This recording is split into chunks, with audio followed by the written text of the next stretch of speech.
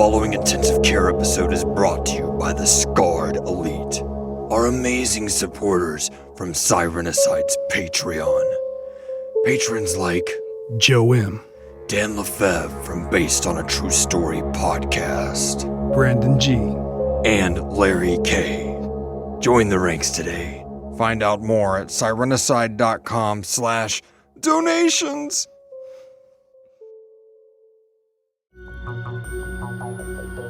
This one's gonna require a little intensive care. All right, get my scalpel. Let's see what's inside. Welcome to another Sirenicide intensive care episode. What's up, Scarred Ones? I'd like to welcome Mervin Ashworth to the ICU. Hey guys, this is Mervin Ashworth here. How's everyone doing out there? Podcast land, this is Sirenicide ICE19, setting the SoulLock with Mervin Ashworth. All right, man. We're going to go into a lot of in-depth things around Harper later on in the story. But before we get started, I always like to tell people, where can they find you? I'm a ghost, dude. Well, you said you're about to start streaming. So yes, I am about to start streaming on Twitch. I'm going to be doing some game streaming on Twitch. Just going to be knocking out some, mainly content's going to be on Destiny. You can find me at big__nerd. That's my gamer tag on PlayStation. That's also going to be my tag on Twitch. We're going to go through and just do a lot of either Crucible matches or go through and show people how to get exotics. Cool. Different little things. Have fun. Kill it. All right. Just chilling. What we're going to do is I'm going to link his Twitch profile down in the show notes. That way you guys can just click it, give him a follow, give him some love, and check out some of his streams as they unfold over the next few months. All right. Also going to remind everybody that we do a giveaway at the end of this interview. So this is the intensive care episodes. If you're not familiar with these formats, the ums, the ands, the uhs, all that kind of stuff, the you knows, the mouth clicks, and all that stuff. We try to keep all that stuff in, not do any, super jump cut surgery. Just a very organic interview, and I've been looking forward to this one, and we're going to get more into that right after the news. So take it away, Stormy. 47 Action News is closed caption for the hearing impaired. You're watching Channel 47 KZTM TV Morriston, #1 in Texas. Thank you very much, Storm. All right. In a little over 2 months, Sirenicide will be at the Scary Dad Haunted Halloween Show Part 3. Now it's personal. Jaws 3D. I don't know. It's the third one, and we're excited to be there. It's going to be the largest Scary Dad show yet.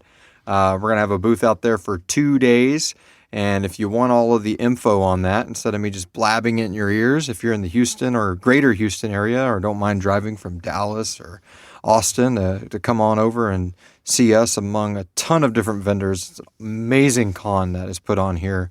And the guys at the Scary Dad podcast host the show each year, and we've enjoyed our time working with these guys, and we're just excited because that's going to be right in the middle of season 4's launch. It'll only, I think, be 2 episodes in at that point, so that'll be really, really cool. So it'll be fresh into season 4 and getting to talk to the public about the launch of our show and give away a few exclusive items that will only be available at that show.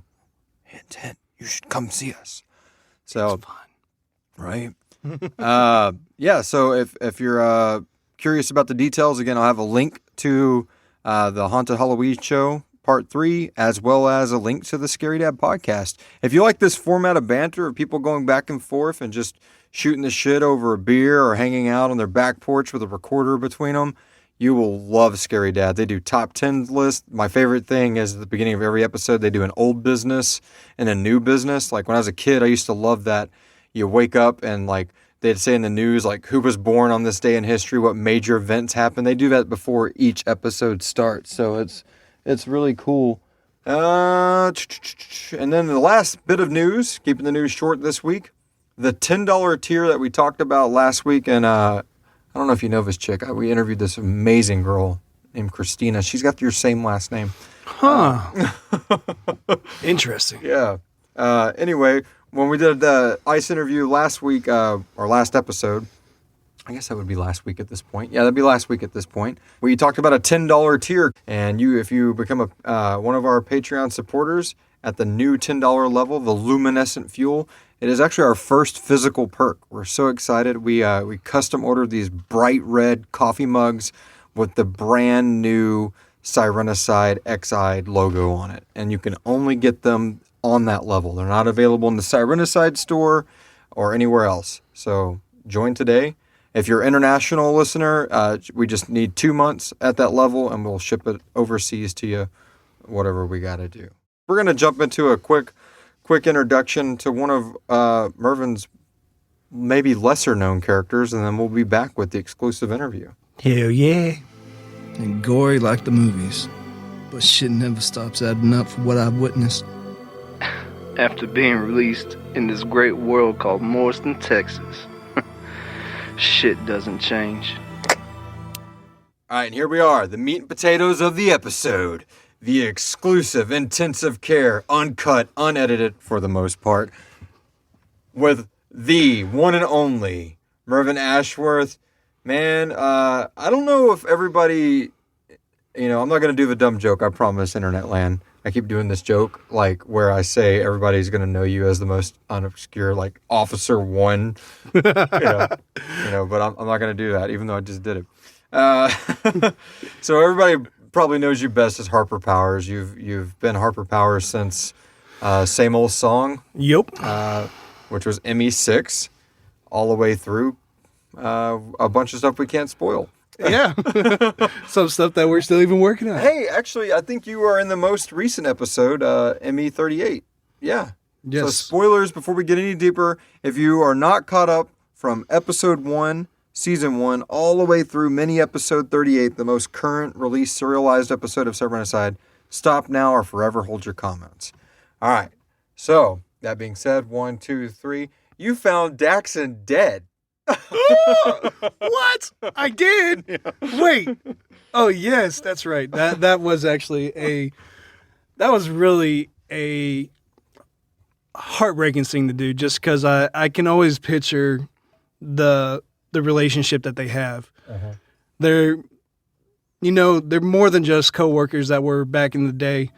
You know that there was a connection that, hey, if anything was ever going to happen, I can call on Daxon, or right. Daxon would always call me, right. Which means that there was a level of friendship there. Yeah. And whenever it came to the fact of doing this, like the whole entire thing, I can just think of like one of my friends in that situation where I just had to find them, but yet I had to sit there and get myself together to process everything. Yeah, like how did this happen? Just so I can stay professional at the same time, while on the inside, man, it is gut-wrenching. Right.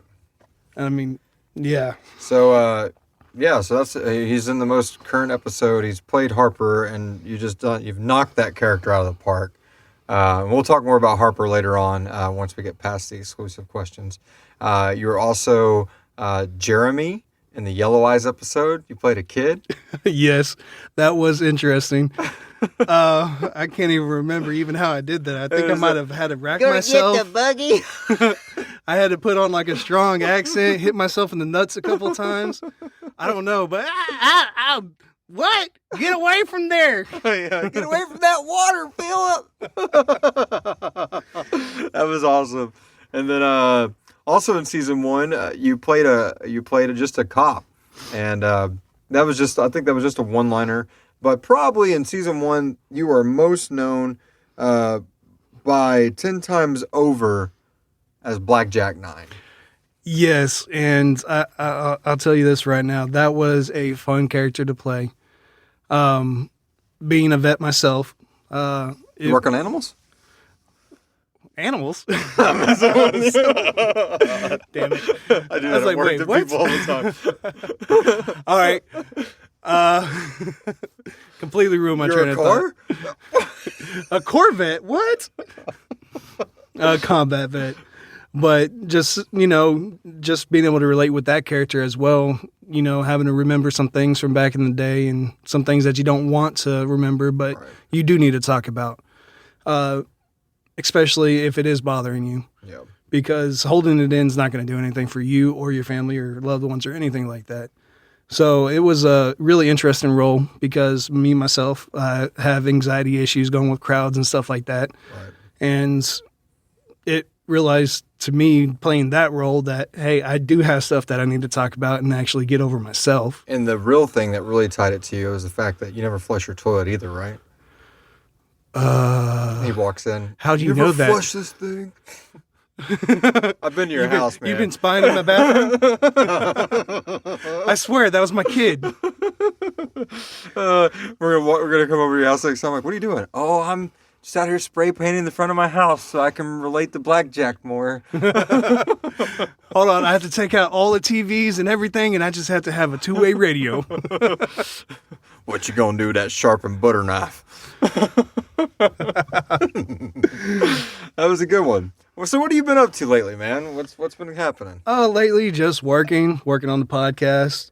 My main hobby's gaming, so other than that, been being a family man, working, taking the kids, getting them to their practices and training and whatever. So Gotcha. Being a dad, I can sympathize. Yeah. It's time consuming. Yeah, it sucks. What were we thinking? I don't know. It's like 90% of the time you're thinking, what the fuck was I thinking? And then 10% of the time you're like, this is nice. All right. Let's get into the exclusive questions, man. Are you ready? Sure. All right. So I know this one's going to be really hard for you. What's your podcast top 8? Crickets. Insert crickets. Crickets. Honestly, I don't listen to many podcasts. Wow, wow, wow. You're not the first. No, I'm not. And I'm definitely not going to be the last. It's a new medium. It is. I mean, it's something that I really want to get into.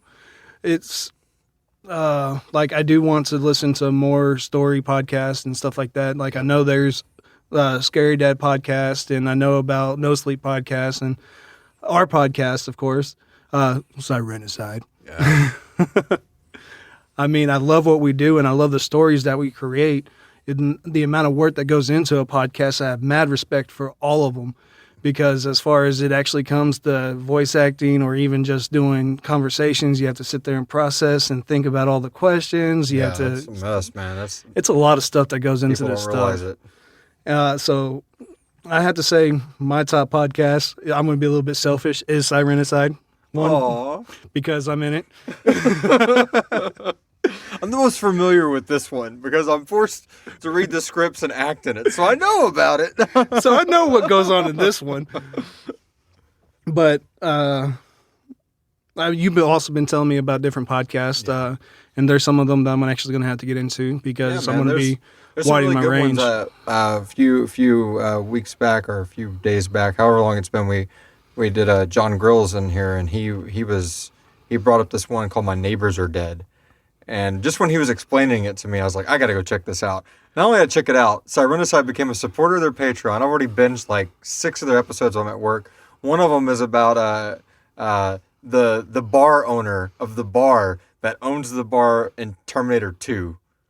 So like they're fan fiction, like from oh man, he walked in. It's nice, so nice. good, dude. It's so good. Nice. And they do like this quick like interview before like I noticed like the interview, I guess the comedian or the actor that's going to be doing the fan fiction role later, like the real person, kind of like we're doing. Yeah. And then it transitions into this cool story. I'd listened to the Event Horizon one where they talk about the guy that stowed away in the.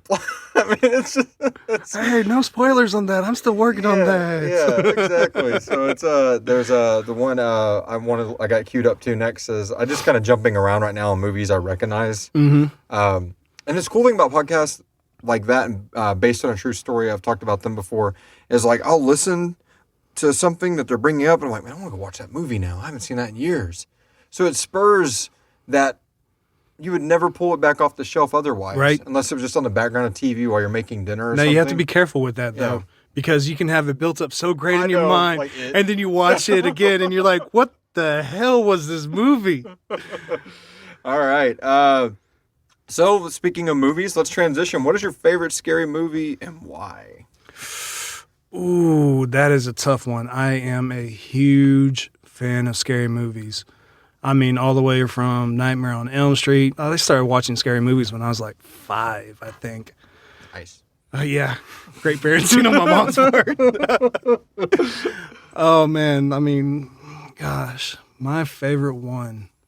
Well, I'll tell you this. My all-time ultimate favorite werewolf movie. Okay. This one popped in my head is Dog Soldier. Huh. And it is actually, it's a B-rated. And it's actually, I think it's Scotland is where it's based off of. It's these soldiers, they're doing a training exercise. Okay. And it was actually doubled up as a double exercise between them, which was the regular army, and the special forces. Well, the regular army didn't know about it. Okay. So you got the special forces out there where the special forces get killed by a pack of werewolves. No. When did this come out? Oh, dude, it came out a while back, and it's Like when we were in non-CGI. high school or like... I think I want to say... We'll have to look it up. We'll throw it in the show notes. Yeah, we'll curious. definitely throw it in. It's a great one. It's no CGI. Okay. It's all puppetry. Wow. So Yes. it's all practical effects. It's all practical effects. Nice. And the characters that you have in there, talk about relatable. Oh my gosh. One of them was the main character is actually trying out for the special forces. Well, he gets denied because he didn't want to kill the dog. Because the dog was actually what caught him in the end of the special training. They're like, you could have survived. All you had to do was kill the dog. Well, kill it now. Oh, wow. He's like, no, I'm not just going to kill a dog for some training exercise. All right, don't go no more. Okay, right, no more. I want to check it out now. Yeah. All right, cool. But as far as like hack and slash, I have to say Halloween's my favorite for hack and slash. Man, no fairs. I haven't been interviewed yet. Oh, burn. I even love Rob Zombie's versions of it. Really? Yeah, Those I was are actually very, very controversial. They are, and I love how he took them. It wasn't so much of the blood and gore of it. I mean, just how he did the remake was so daunting. How do you sit there and not have the whole opinion of the internet? I mean, you can't think like that. You're supposed to agree with all the critics. Oh, God. That's why I don't get on the internet. It's just like me and news. It doesn't happen. I don't watch the news. So you were saying like the whole dysfunctional family aspect of it, Yes. like It being picked on and it bullied really and was. that kind of thing. And it was really an interesting take on it. That's cool because most people that criticize it, because I mean, I did not mind them. I guess after watching House of a Thousand Corpses and The Devil's Rejects, when I saw it, you could feel like, okay, it feels like someone took that style of horror and took Halloween and fucked them. Yeah, and you got the offspring.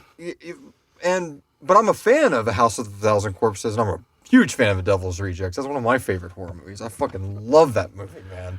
It's so bizarre. It's just great. And I know 3 from Hell's coming out finally. I didn't even know that was coming out. Yeah, it's coming out this year, so that's the long-awaited end of the trilogy or whatever the fuck. I don't know. But, I don't know either. I saw the trailer for it on YouTube the other day. But anyway, I guess it was just kind of odd because with the original, it always felt like there was a mystique to Michael because you didn't see any of his childhood. No. Where this one, you got like the background full on blown the kid. of it. Yeah, and that's kind of cool. I mean, I don't not like that movie. I guess it's just when I first saw they were remaking it. I mean, after being through Halloween H2O and some of the god all awfuls. these sequels. I mean, even the new one. I know a lot of people really liked it. I still haven't watched that one. I mean, it's supposed to be now the direct sequel. Yeah, well, why no. the fuck? Just go ahead. If you're gonna wipe the canon, which is fine, call it Halloween 2. So now I got to tell people Halloween, not Rob Zombie's Halloween. Halloween, no, not the original. Not the original. Halloween 2018. I mean, what is that? I was like, come on. What the fuck, man? I think it's just laziness on a lot of the director's parts, not wanting to come out If with... it was a reboot, I could still even understand it, but it's not. It's supposed to be a direct sequel. In it, Jamie Lee Curtis is in it, and she's awesome. And it's When has she not been? It's exactly right. Scream Queen. I mean, but it's just I like the original Halloween 2 better than it. The darkness, the atmosphere, the hospital. Like it's like, okay, so this is no longer canon. That's Yeah, no, and that was a really good one too. So I mean, it's such a twisted universe, but those are some good picks. All right, what would you say your desert island book is? If you got to shove one book into a bag, you're gonna be stuck on an island forever. This book actually goes all the way back to middle school, and it is Secret of Dragonholm. I can't actually remember the author off the top of my head, but this is actually the book that really helped me into getting interested in reading. Oh, okay. As you know, being friends with me, I had a lot of reading problems growing up. But this book actually was the first book that was actually a chapter book that I could actually sit down and read entirely. Nice. It's about siblings. It's a brother and a sister. The sister's the eldest. What's it called again? I'm sorry. Secret of Dragonholm. Okay. And it's a medieval fantasy type style. Okay. They live on a nice little farm, on the coast, and they get raided. In the raid, they're off doing something off in the woods, like picking berries or gathering or something, but they come back and their place is being raided. No shit. And their parents are killed, so they have to take off from the raiders that caught sight of them, and they This is like a young adult or a children's book? Yeah, it's actually a 6th grade book. No shit, huh? Yeah. Nice. And the people in the book have what's called talents. It's basically powers. Right. Basically what it is dragons from ancient time would shed their scales, and their scales possess magical property. Well, what happens if those scales actually dissolved into the earth, and then you place a farm on them? Well, a tainted soil would help create talents. Oh, okay. Well, the main character, which is the older sister, has the talent to talk to animals. You're like, big whoop. Well, they're getting attacked, and she screams out, help. And she hears this voice, don't worry, we are on our way. Doesn't know who the hell it is. The guy's about to come down at her brother with a sword, and here comes this wolf that comes through, and it describes the wolf lashing at this soldier and ripping the dude's wrist apart. Like dog soldiers. Yeah. What is it with me and wolves? But anyways, it's a really great read. If anyone can ever find it, it's actually kind of hard to find. You can find it on Amazon, but they don't sell it in stores anymore. Oh, okay. I don't think it's no longer being published. We'll do our best to find a link to the Amazon store and throw it in there if you want to check it out. Why not? It is definitely a great read. All right. Okay, moving right along, plowing ahead. What would you say your favorite video game of all time is? Ooh. Easy, right? Yeah, right? All right, I could break it up into 3 categories. Okay. All right. So first and foremost, my favorite Final Fantasy game is going to be Final Fantasy VIII. Nice That was my all-time favorite Final Fantasy game. I love Final Fantasy VII. Don't get me wrong. I know there's going to be haters. Final Fantasy VIII. What about Final Fantasy? Don't get me wrong. I love Final Fantasy VII. I love everything about it. You're not on the internet, so you don't got to worry about it. Yeah, I know, right? But I love Final Fantasy VIII. The storyline behind it, even the romance of it, all gushy bushy and stuff. But also with the gameplay, and yet again, they're actually being trained in like a military compound. Is there any dogs or werewolves in this? No, but there are soldiers. Awesome. All right. So what's the next one? All right. Next one is going to be Zelda. That's my favorite free action roam. I can't let you just say Zelda. I didn't let your significant other. Okay. For me, all right, that one's broken up into 2 right now. Or actually 3. It's the bullet point to the bullet. I know. I love Ocarina of Time was the Zelda that actually got me interested. Okay. I love the Zeldas even back from Nintendo. Mm-hmm. Majora's Mask was fun. I don't think I can honestly say I ever beat that game, but it was fun because of the complexity of it. I've only beat it once. And now Breath of the Wild has taken my breath away. Between all of the graphics the storyline and everything that you actually get to do with Breath of the Wild is amazing. Well, spoil it for me. I'm only like 10 minutes in. Oh, yeah. No, I'm in not. the first area. I don't get to play video games, man. I know. Let's see. I love them. Now, my first-person shooter. This one's a big one. Turok 2, Seeds of Evil. Yes! Beware. Yes. Oblivion is at hand. That is my by far favorite first-person shooter. Now, I will never go and play it again because of the whole entire... Oh, it still holds up, dude. Just Oh, the it narration. does? Oh. If you can get over the graphics, the narration. Oh, the graphics. Slaughter by the river of souls. The river of souls. This once peaceful land was home to... Dude, it's so good. It's the I mean, storyline the hack and behind slash it, of the that hack is and slash, fun. all of it. I mean, that is by far my favorite first-person shooter. Nice. That's a good one, dude. I didn't even think about that, man. You know, what's crazy is I actually have 2 copies of that game in this house. Yeah, I have my wore out I one. look at it every and I time. have one that's still in the box. I look at the one in the box all the time, every time I'm here. And I got a 64, dude. We go check it out. I'm down. Fuck dude. this interview. Let's just go. Let's go. All right. Cool, man. So what would you say you're currently playing right now? Like, what's on the agenda? Currently, I'm playing Monster Hunter World with my son. That's got really good reviews, too. Oh, it is a phenomenal game. It is with the customization and everything that you get to do. The storyline's kind of short, but you still can play for hours on end with all the customization and all the stuff you can build up to.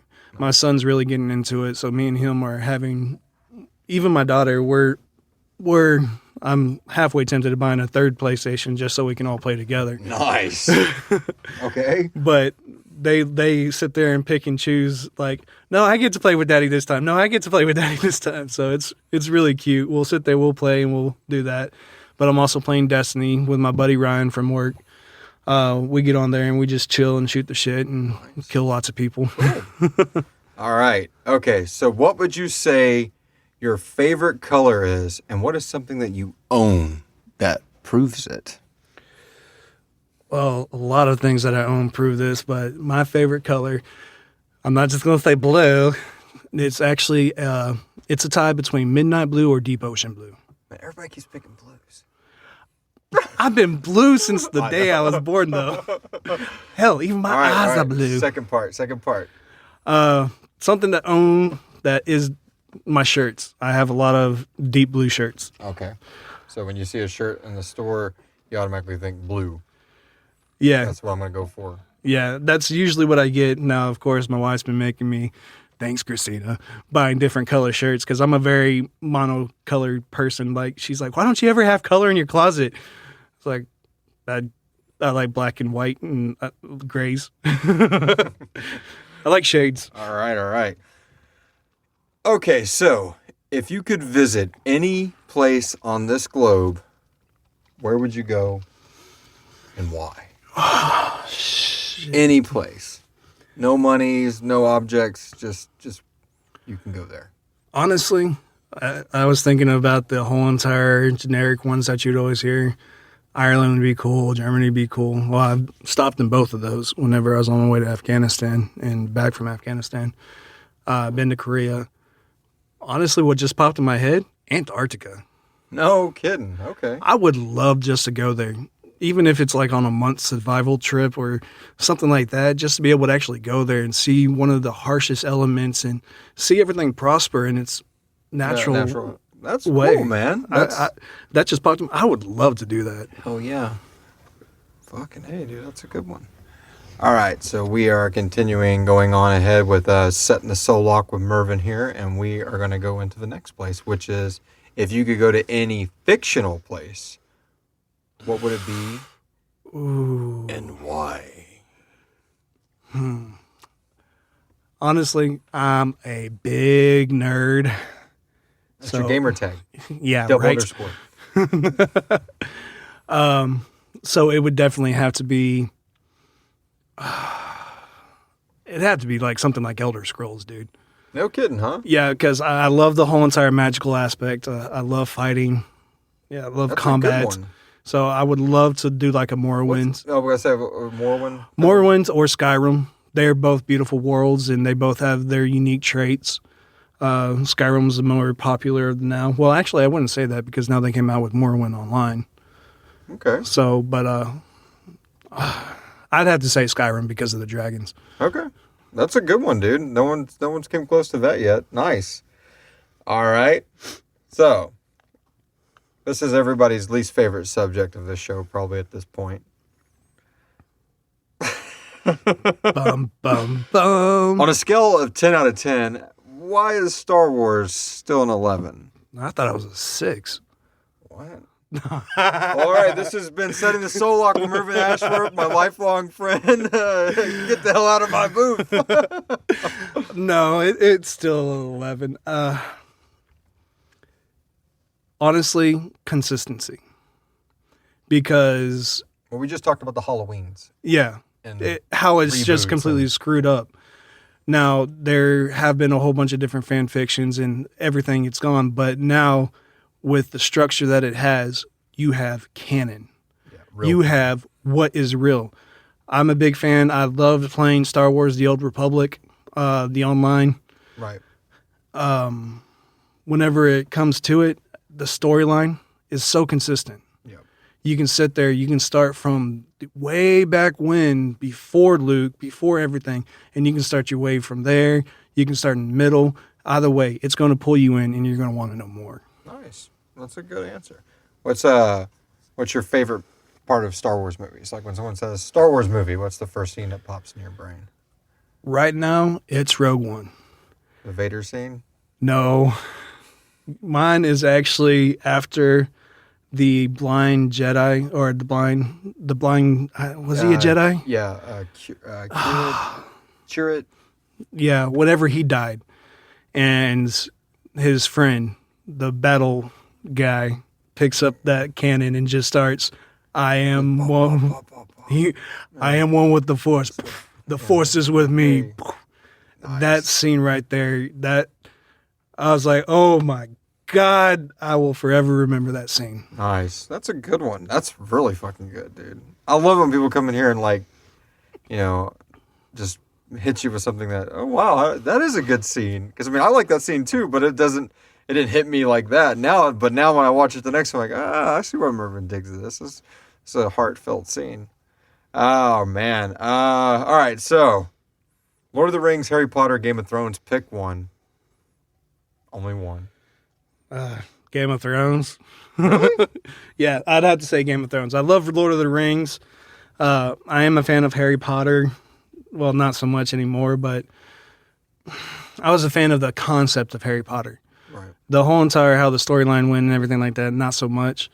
Lord of the Rings, I love, but I can't sit there and watch it all the time. Right. At any point in time, I could sit there and I could crack in Game of Thrones. I can crack in all the way from the very beginning, first episode, all the way to the last season. Yeah, I mean, that's the thing about that show. That's a damn good point. Like, when you walk in, there's only a few shows in history that have done that. And I think Breaking Bad's one of them. Game of Thrones is one of them. Like, no matter if someone's just got it on, you just sit there for like 2 minutes, and you could be trying to ignore it, and you're going to start turning your head like, what the hell Yeah, I saw is that with going Breaking on? Bad. I'm like, I'd never seen Breaking Bad before in my life. I come into the house. We're just watching it. That's and right. they have it on, and I'm just like sitting there. I'm like, huh, this is a really interesting show. And Game of Thrones is the exact same way. Yep. At any point, like, I can always go back and I That's can good writing. watch the Red Wedding. I can always go back and I can watch the Faceless Man. Yeah, or the Hard Helm, like him raising all the zombies, the ice zombie. I mean, it's just mild spoilers for Game of Thrones, but it's so damn good, man. It's a really, really good show. I know it gets a lot of hate right here at the end, but it was a little rushed in the last 2 seasons. I can admit to that. Yeah, But there's still, still phenomenal. the way is stop right here or fast forward like in about a minute if you don't want to hear any Game of Thrones stuff. And I'm waiting for you to stop your device. All right. So there's this one scene, and I won't even name names, where somebody loses somebody early on, and it's gut-wrenching the way that this person is holding this other person. I won't even bring up genders. And then in this final season, a person loses somebody, Yes. and the same person loses someone, and the way they're cradling this new person they've lost is in the same way that the first person that meant so much to them. I mean, it's like, why? What made them in the cinematography go, okay, when he loses this person, he needs to cradle them the exact same way. That is cohesive. I know that everyone's like, well, they left a water bottle here or a coffee cup there, that kind of. That's and minor I get mistakes. And on a multi-million-dollar show, I can see how people say it's not acceptable. It's But not, it doesn't but take away from the way that script was happens. written. Yeah, I mean, Marvin Zindler, when I was a kid, we talked about the news. Like, I used to love, like, my dad would fire the news up when we're getting ready first morning. Be like, and they'd have the thing where they'd point out movie bloopers. Oh, and there'd yeah. be like 20 minutes of it just right before you start your day of them like, in this new movie, if you look over here, you can see the boom mic. Oh, My statement is, if you think you can do it better, have at it. yeah, there you go. I like that. If you're going to sit there and you want to talk the talk, then walk the walk. That's right. Good stuff. All right. What is a song that takes you away from it all? Honestly, this goes back to whenever we first met and we first became friends. I can always go to Forever Darkness by Darkseed. Nice. We'll put a link to that in the show notes. That band actually, period, I can always go back to. It was a really, really crucial band in that time of my life. Yeah. Here. Ah, gotta love them. We'll pause for just a moment of Okay. basking in the nostalgia. Speaking of music, what are you spinning and streaming right now these days? Oh, all different types of things. I still, of course, Dark Tranquility. Yeah. I'll still pop in Flames. I pick up things from you. Been listening to some Starkill and all the guys. Starkill, man, that new album is finally really, really growing on me. At first, I was like, man, because they just introduced album Gravity, and they have a female singer. I think she's done like some background stuff on maybe the previous album, but now she's like front and center. And at first, I'm not gonna say it turned me off. It's just I was expecting what I'd already heard in the last two albums, and I didn't get that right off the bat, and they kind of set that expectation. But the more and more like I get in, it's kind of like Creature Laziness. It's the first one because it's my most recent album on Apple. Mm-hmm. So I just hit it anyway. So I'm gonna dig and like wreck my car looking for something. And now I'm just like, you know what? I like this album. You know? I mean, a lot of people get those expectations. It's a creature of habit type of mentality. You expect something from someone. I mean, even whenever it came to Linkin Park with their new album, a lot of people were bashing it with how they came out with it. But honestly, I could sit there and I can listen to the album. I mean, I like it. I haven't. Again, they're gonna. I haven't heard a bad Linkin Park album. No, but I don't listen to them like, oh man, they're still trying to do Hybrid Theory. Oh man, it's like, no, this is. Why would you? This is always... this color of this album. This is this color of this album. Exactly. They painted these albums not knowing what they would do. You know, I mean, if they were trying to recapture one album over and over again, then every album they wrote would sound like Hybrid Theory, and it'd be boring. Yeah, I like that. That's good. All right, so have you ever been under the surgical knife? Yes, I actually have. It was. It's a minor operation, but it was painful as hell whenever I had to go through it. It was a gallbladder attack. Normally, your gallbladder is the size of a golf ball. Mine was inflamed to the size of my fist, and whenever I say I'm big nerd, I wear double XL gloves. So that gives you hints of how large I am. And I'm fluffy. I'm proud of that. Shut up. But I'm also 2 feet wide in the shoulders, you know. I had to go to the emergency room. It got to the point where I was in so much pain, I was puking blood. Oh, man. It was horrible. It was one of the feelings that I would never wish upon my enemies. I wish no one would ever have to go through that. It is an excruciating pain. And, of course, I had to go on a bland diet for like 3 months because they were scared if they were to operate right then and there that it would rupture, which it would have. Yeah. And then they'd have to actually cut me open and do the old surgery, where it's actually the like 6-inch gash on your rib cage. Oh, wow. In order to actually clean it out. Ugh. So, but this, I was able to get it done laparoscopically a few months later. So that actually was lucky on my part. But yeah, that was the only time I've actually had to go under the knife. Ugh. Yeah, a 6-inch scar across the ribs isn't fun. Much less a 10-inch down the chest. Yeah, especially when they start glowing. Oh. Speaking of glowing scars, we'll be right back with the Sirenicide exclusive questions. Stay with us. Hey, dude. Thanks for helping me unload the buggy.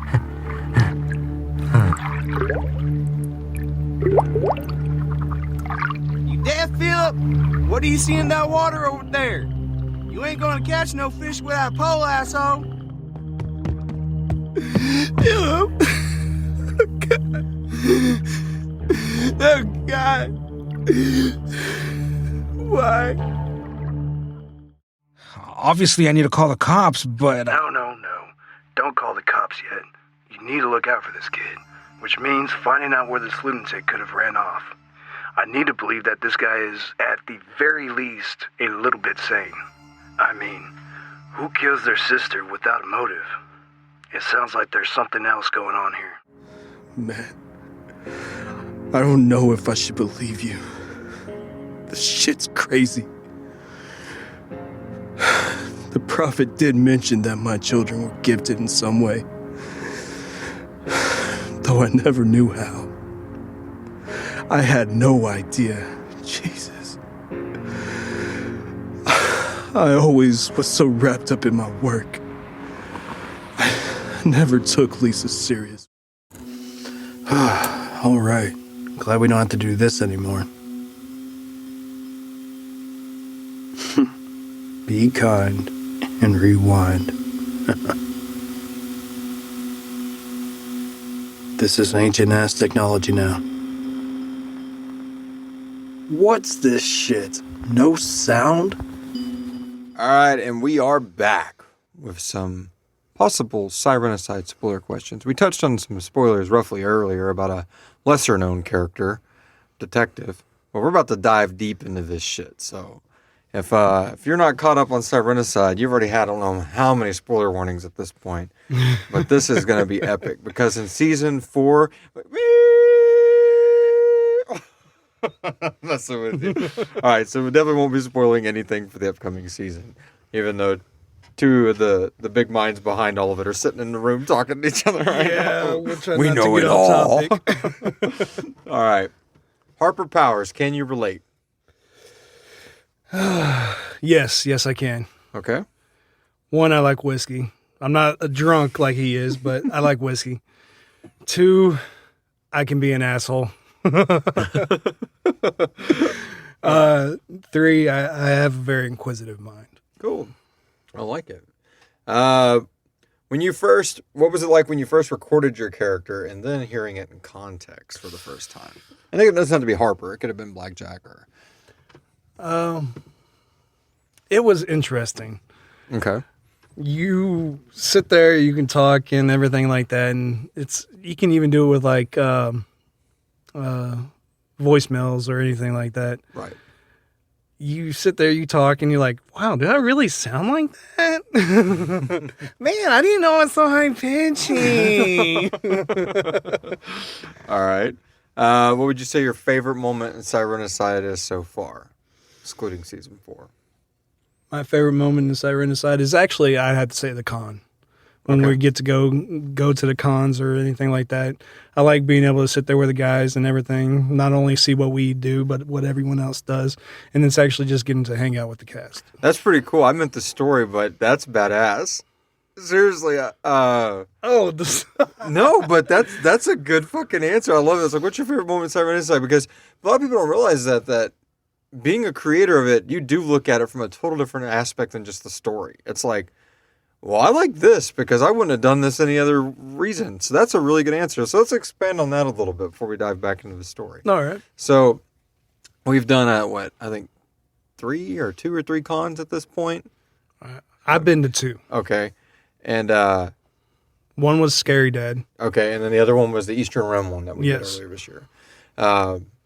Yeah, man, it is. It's one of those things that when I first stepped into it, I was like, man, I don't know how sure I am of this, but you just got people constantly, when you go by and you're like tinkering, looking around at like a street fair or something like it's like that atmosphere, only you're getting to like tell people what you're making and what's so cool. And then you get to go around and do the same thing with their stuff. They get to tell you why what they're making and why their passion is behind it. And the atmosphere is so welcoming.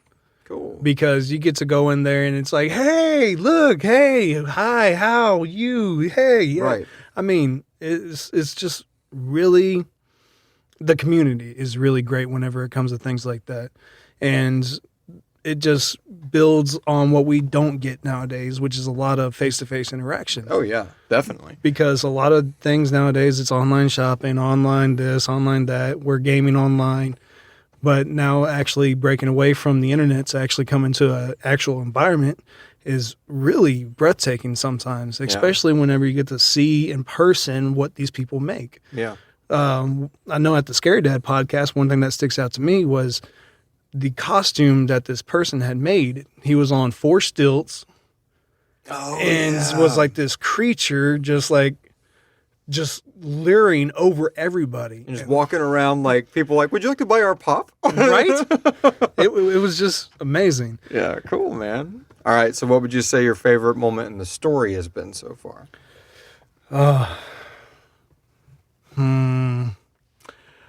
Honestly, I would have to say my favorite part, spoiler, is whenever I actually locked the SoulLock. Okay. Speaking of which, yeah, unintentional, the whole entire thing.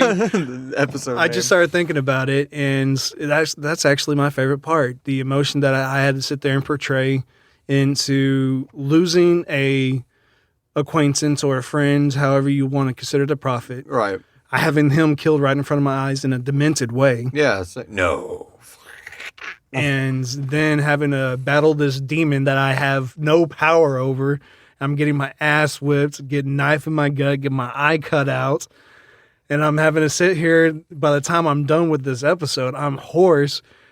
And my character's in so much pain and everything. And then I just realize I just killed my son. Right. His voice, all the demonic stuff leaves it. You're seeing a what he might have been as an adult laying on the floor. Exactly. And that right there was, man, that's my favorite episode. Yeah. Dude, Harper, he is. I was telling your wife when she was in here, because it's no secret to a lot of people that work with me in this. Vima's my favorite character. Like I love her attitude, dude.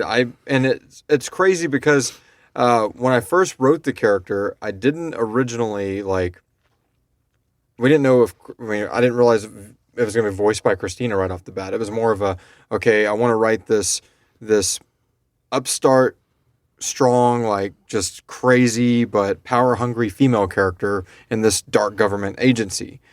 And then I think a lot of it had to do with, okay, she'd done the voice of the Liquid. She'd done just like some background voices in season 1. It's like, well, I got to give Mervin's wife a more dedicated character. And we, of course, I don't want to retread on ground. Everybody's already heard that episode from last week at this point.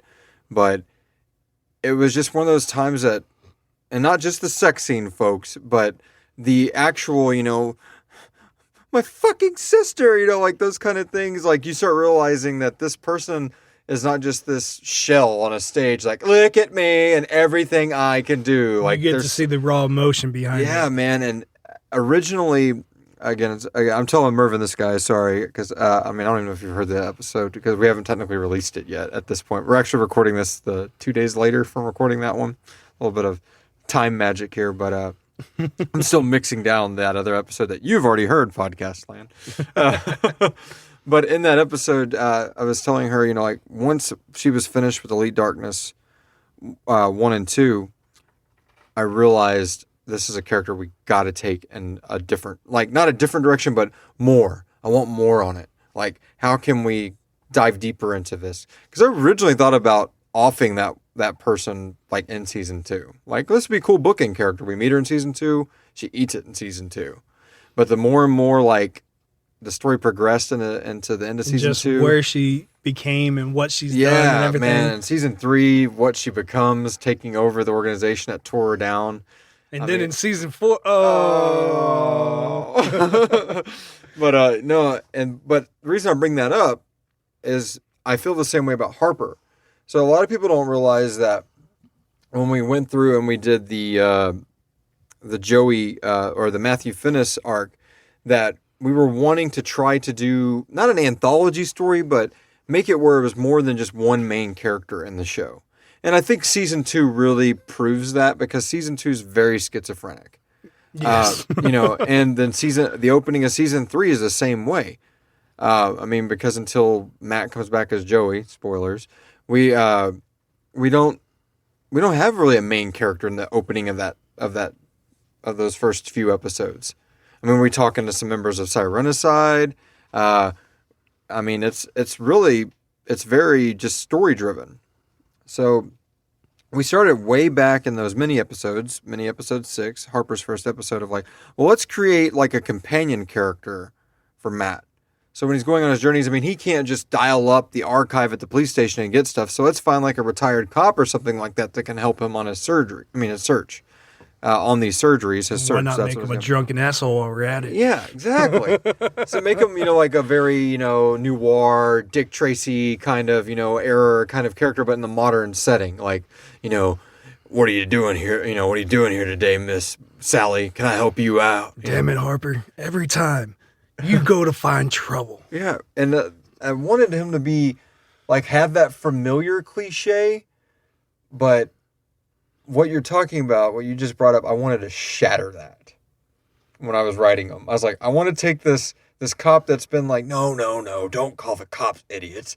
When he's talking to Matt early on in season 2. Right. To, my family's gone. Well, most detectives are downtrodden. Their wives left them or was killed by some person or, like that. It's one of those careers Right. That's an all-in job. Exactly. Like I lost everything I have. I'm at the bottom of my rope, but I'm still, because I'm a good person, I'm trying to help people. He's got that normal, like, good cop, been through the ringer.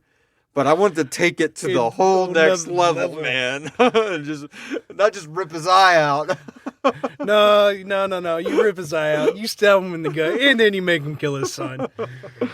But both of those characters, which is amazing that one's voiced by you and the other one's voiced by your wife, their progression through this story. Can't stand each other. Oh, yeah, they hate each other. We can work together. No. She's like, not happening. Thank you.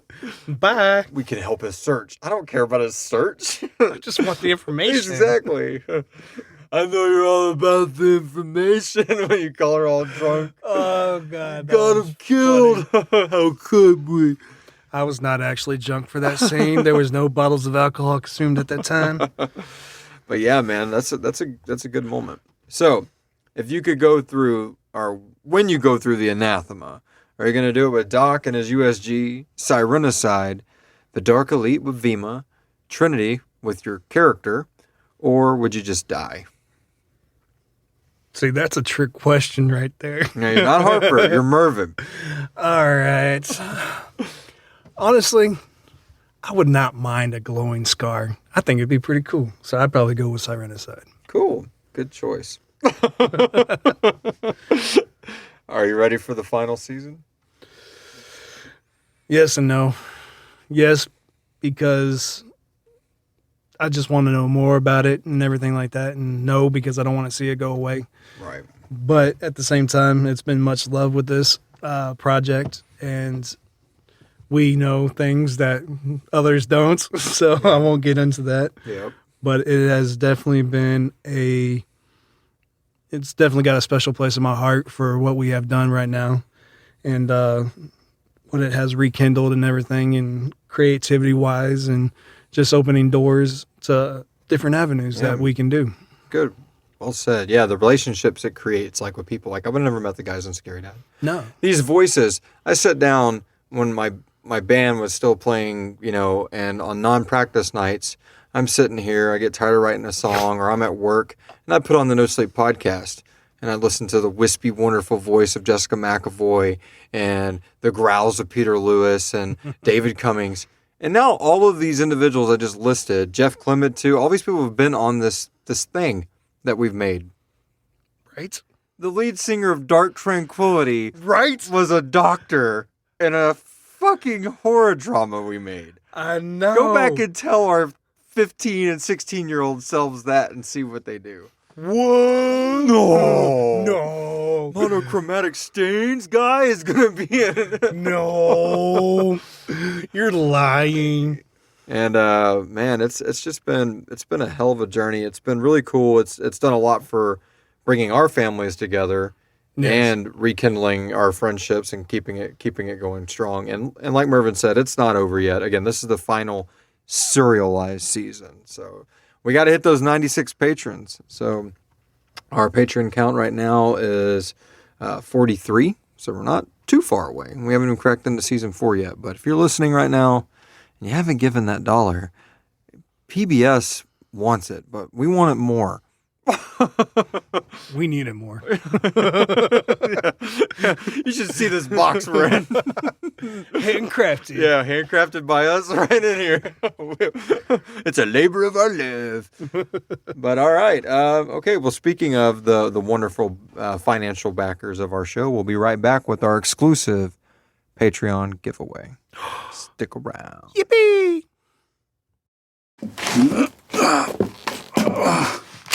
You crazy asshole. All this so you could just regain your mortality. You wanted to die so badly. You should have just asked. Harper, you're supposed to be dead. This is for Dr. Rockford. And for the Prophet.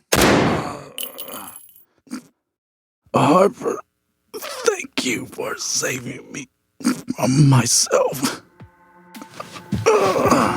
Wait. Ryan? Ryan?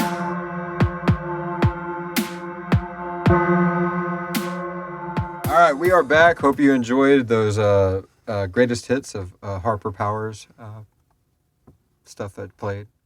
Anyway. Explain the rules of the Patreon giveaway. All right, so you have to be at least the $1 level. So if you're subscribed at the less than $1 level, then that's probably where you are right now if you're not subscribed. So, but if you are a member of our Sirenicide Scarred Elite, First off, thank you. yeah, really, I mean, seriously, Seriously, none of guys. this is possible without you. We love the love. Yeah. So if you're subscribed, you are entered to win. Right now we have 43. The only two individuals that are not eligible is the winners from the last 2 ICE episodes. So the winner from ICE episode 18 and 17 are not eligible, but that leaves everybody else. And we have our wonderful spreadsheet open listing everybody out by numbers 1 through 41. And we are about to ask our handy dandy wiretap. Wiretap? Yeah. Wiretap? How do you make pancakes? Shh, the government's listening. All right. Siri, pick a number between 1 and 41. The answer is 10. Ooh, a nice base number. 10. All right. We're going to give it to Dan Lefebvre from Based on a True Story. Woo! You know what? I just realized, look at the top of the episode. Yep. I did the blip before we record. There he is. Yeah, Dan Holy Lefebvre. shit. Congratulations, Dan. We are giving away a coffee mug today. It is going to be the... where did I put? I put that out somewhere. It is the Scalpel. No, the Skyline. There it is. It is the Morstan Skyline coffee mug. So that is coming your way. As soon as you hear these words, shoot me the message, and you're going to get a nice present in the mail over the next few weeks. Thank you for your support. And we also support Dan's show on Patreon. So you should go listen to Based on a True Story if you haven't yet. One more time, Mervin, give them your Twitch handle. That way they can follow you on My Twitch handle is going to be big__nerd. And it's actually the same thing for my PS4 ID gamer tag. So whenever I start streaming, I hope you guys will join, and we'll just chill, shoot the shit, and have fun. All right. And guys, season 4 is less than 2 months away. Oh, my heart just hurt. We'll see you guys in the next exclusive interview ICE episode. Elements of Sirenicide are copyright 2019 by Atrium Dynamics unless otherwise stated. Any duplication of this production without the secured written consent of Atrium Dynamics is strictly prohibited. Please visit Sirenicide.com for more details. Mehmet.